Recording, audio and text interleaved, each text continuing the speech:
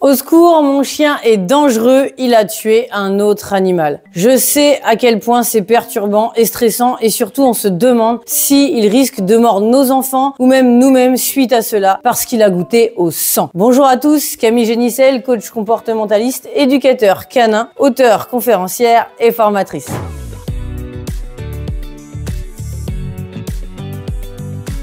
Depuis 2009, je consacre ma vie à la relation humain-animal et j'utilise les dernières avancées scientifiques en neurosciences, psychologie humaine et psychologie animale. Je sais à quel point c'est perturbant de voir son chien tuer un autre animal. Alors on va voir ça ensemble et pour cela j'ai des solutions et surtout des explications à vous donner et je peux vous assurer que cela va vous rassurer justement. En réalité, votre chien a des comportements de chien. Et là, il faut bien vérifier ce qui se passe. Je me souviens d'une famille où leur berger blanc suisse avait tué leur chèvre juste à côté en l'égorgeant. Ils étaient vraiment dramatisés, ils étaient complètement choqués, ils ne savaient plus quoi faire ni comment faire et ils se demandaient s'ils allaient devoir euthanasier, voire abandonner leur chien. Je vous rassure aujourd'hui, tout va bien, leur chien va très bien et ils se font des gros câlins dans le canapé après plusieurs séances de coaching et ce fut vraiment un plaisir de coacher cette famille extraordinaire. Je vous donne les solutions tout de suite. En fait, ce qui se passe, c'est qu'il faut mieux comprendre notre chien. Notre vision est erronée du chien. Notre vision du chien, eh bien, c'est tout simplement une petite peluche ou une grosse peluche qui est à la maison avec laquelle on partage des moments positifs, quelques petites balades, un gros câlin sur le canapé, on donne des petites croquettes, on fait des bisous, il partage tout son temps avec nous et avec nous dans le jardin. Sauf qu'un chien, c'est ça,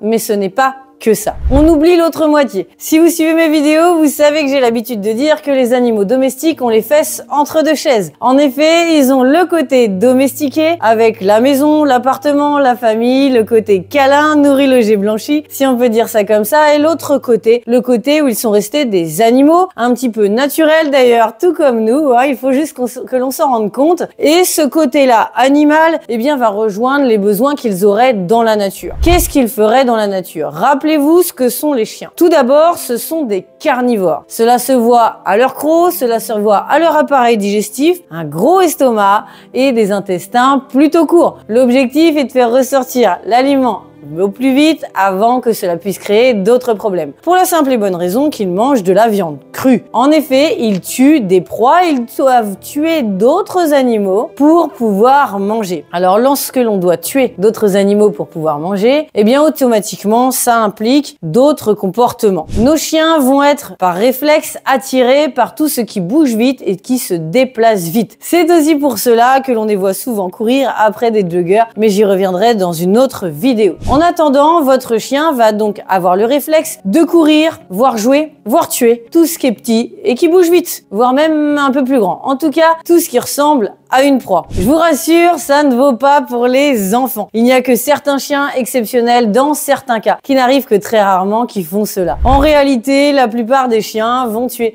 des poules, des lapins, des faisans, des oies, des canards, tout ce que vous voulez de ce genre, pour la simple et bonne raison que ce sont leurs proies à l'état naturel. Il est normal qu'un chat tue les souris, il est donc normal que les chiens tuent leurs proies. Sauf que l'on oublie tout ça. On l'accepte encore par rapport au chat. On se dit, oh mince, il m'a ramené une souris, il est pas gentil avec, et puis c'est tout. On le sait, c'est quelque chose de naturel et de normal. Mais lorsqu'il s'agit du chien, eh bien, cela change notre vision. Et pourtant, je vous rassure, c'est exactement la même chose. Votre chien a chassé une proie, et donc, eh bien, c'est normal. On se retrouve donc avec une proie morte bien souvent. Alors, qu'est-ce qui se passe? Eh bien, les chiens ont ce qu'on appelle un patron moteur qui va leur permettre, c'est une sorte de programmation qui va leur permettre d'avoir le réflexe d'aller tuer une proie. C'est quelque chose qui est extrêmement pratique dans la nature, évidemment. Vous le savez, et donc une fois domestiqué, c'est plus embêtant, surtout lorsqu'il s'agit des poules du voisin, mais en fait, c'est normal. Donc votre chien, eh bien, c'est comme un loup, en quelque sorte, si vous voulez faire la comparaison, et il va pouvoir s'attaquer, évidemment, à ce genre d'animaux, mais aussi aux chèvres, parfois aux moutons. Il faut faire très attention. Tous les chiens ne sont pas aussi prédateurs. Cela n'a rien à voir avec la méchanceté ou la gentillesse, ça dépend juste des chiens, tout comme chez les êtres humains. Il y en a qui aiment plus la viande que d'autres, d'autres qui préfèrent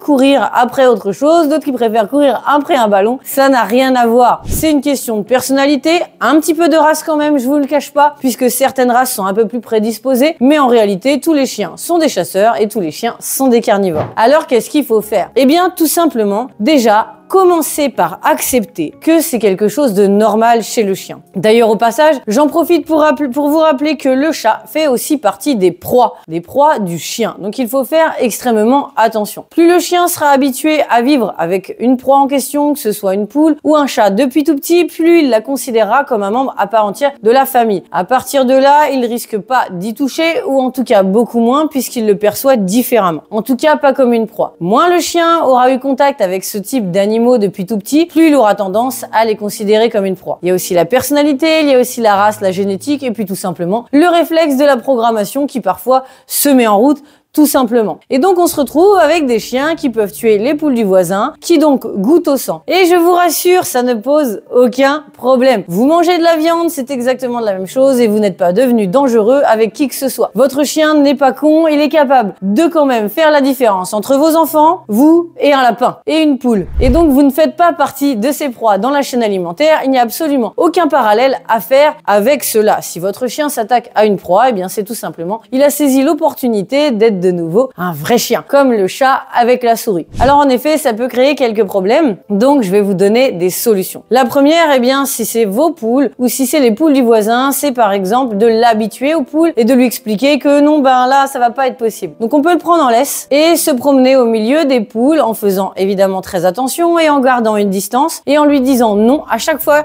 qu'il pose le regard sur une des proies. Parce que pour lui, à partir du moment où il pose les yeux dessus, eh bien, il imagine un poulet grillé juste au-dessus de la tête. Alors évidemment, si on peut éviter ça, c'est mieux. Donc on l'empêche directement dès le début de voir même la proie. Évidemment, je vous rassure, c'est pour commencer. Par la suite, vous ne serez plus obligé d'en arriver jusque-là. Il pourra même être en liberté au milieu de tout ce poulailler. Maintenant, le problème qui se pose, c'est que souvent, les chiens font la part des choses avec les animaux qui sont au sein de sa maison, mais pas les animaux à l'extérieur. Mais ça, c'est quelque chose contre lesquels on ne peut rien faire et surtout qui est normal. Il faut accepter la façon dont fonctionnent les chiens, tout simplement. Ce sont des carnivores, des prédateurs. Alors lorsque vous passez près d'un champ où il y a des moutons, voire des bébés moutons, tout simplement la rattacher et le tenir en attendant tranquillement et le redétacher dès que tout va bien et qu'il n'y a plus aucun risque. Alors vous savez avec ça maintenant que tout est naturel, c'est quelque chose qui est normal. Et je peux vous dire que si vous faites attention à cela, si vous le sociabilisez